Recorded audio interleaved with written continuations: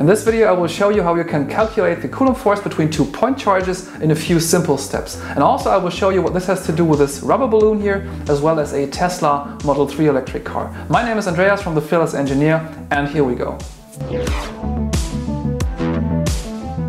Now, in order for you to be able to watch this video here, charge carriers must move through many circuits, and let's say in a smartphone, and give off some of their kinetic energy on their way to an abundance of electronic components. And to make this work, we need a way to drive the charge carriers along through the circuits, and we do this by using the Coulomb force, which acts between charged bodies. And the idea is to concentrate a set of charges of the same sign on one side and another set of charges of the opposite sign on the other side of, let's say, a battery. And if we connect these two sides with a conductive medium, free charges from one side move towards the other side, driven along by the Coulomb force. And the same applies to the free charge carriers in the circuit that are not firmly bound to atoms. They experience two forces at the same time. They are repelled from one side and attracted from the other side. And just to give you an idea of the forces we're actually talking about, let's compute this for two very small point charges. And the basic idea is that we place a spherical shell around a point charge at a given distance r, and we divide the amount of charge by the surface area of the shell.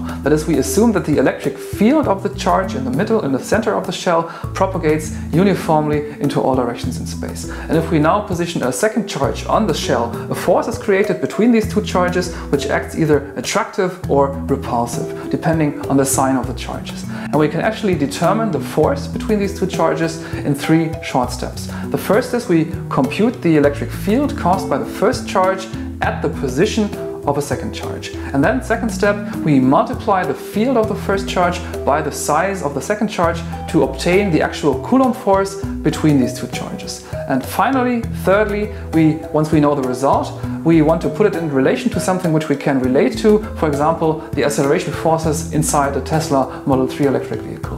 And if you're interested, you can download all the slides and circuit diagrams and learning materials which I use in my videos on my website for free at thefearlessengineer.com. The link is down below in the video description. And this video is actually part of a basic course in electronics. And if you feel like watching the other parts of it as well, you will find the corresponding playlist in the description as well and on my YouTube channel. And if you feel like it, then please subscribe to my channel and don't forget to click the bell, of course, because then you know immediately when the next video goes online. Oh, and if you have any questions or you do not understand something fully, then just switch pause and write me a comment down below in the comment section. I'm happy to help you.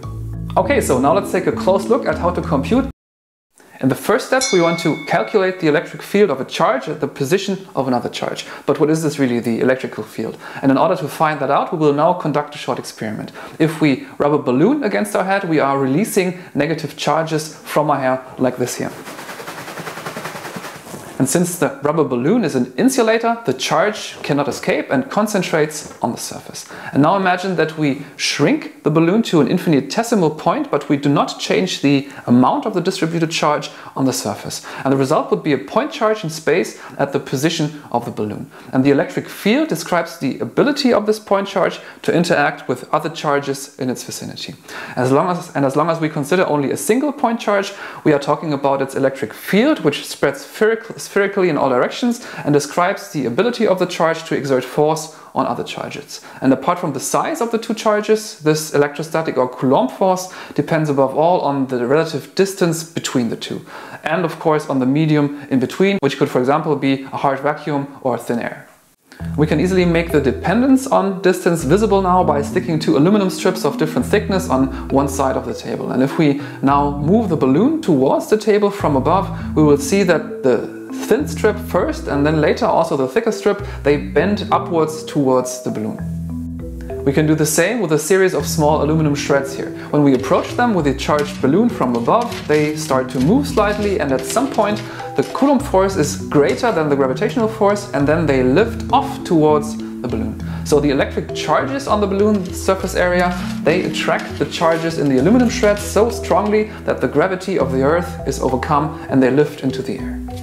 And now that we have seen how the Coulomb force works, let's now derive the formula for it. In order to do this, we make the simplifying assumption that the charge is infinitely small and that the electric field spreads evenly in all directions in space. So if we mentally place a spherical shell at a distance r, as we discussed before, around our point charge, then it's very easy to imagine that the electric field is the same at every point on the spherical shell. And in order for us to calculate exactly how large the field is at a certain point, we have to divide the charge q by the surface area of the sphere at this distance r. Because the larger the sphere, the larger the area over which the force effect of the charge in the center must be distributed.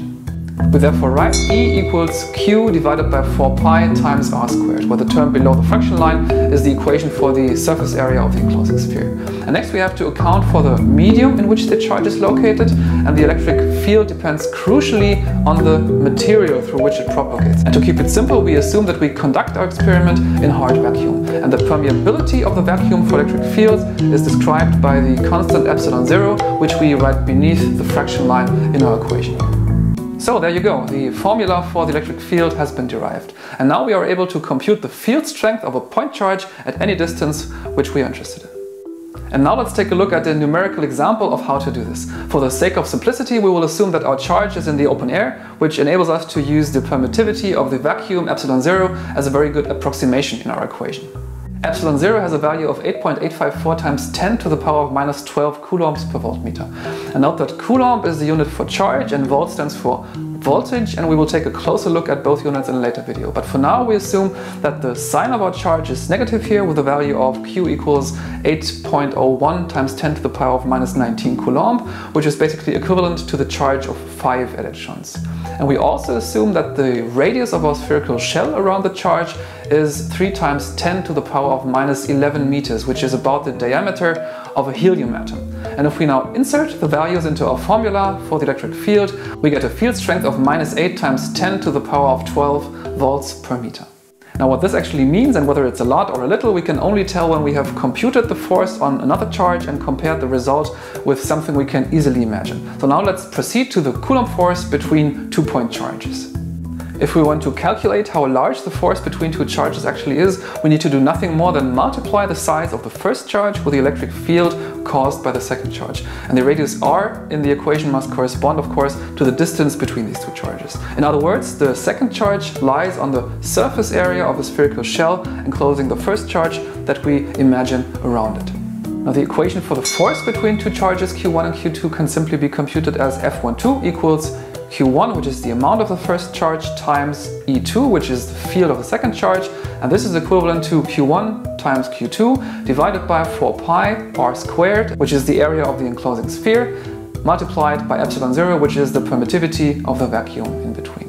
Now let's assume, for example, that the second charge is positive and has a magnitude of 1.602 times 10 to the power of minus 18 coulomb, which corresponds to the charge of 10 electrons, but with the opposite sign. And if we use this value for Q2 and our result for E1 from the last part, we get a force of minus 12.8 times 10 to the power of minus 6 Newton, where the sign indicates the direction of the force for the charge Q2 that is directed towards the charge Q1. So now we have it, the result between 2 point charges. And what is still missing now is a feeling for how strong this force actually is. And what helps in such situations is to put the number in relation to something for which we already have an approximate feeling, which might be the forces, for example, which are at work inside an electric car. A Tesla Model 3, for example, is able to accelerate from 0 to 100 km per hour in about 3 seconds, and it weighs about 1.7 tons. And in order to better classify the forces between the charges from the last task, we now want to calculate how heavy a charge carrier may actually be, so that the Coulomb force from our example accelerates it in the same way which the Tesla does.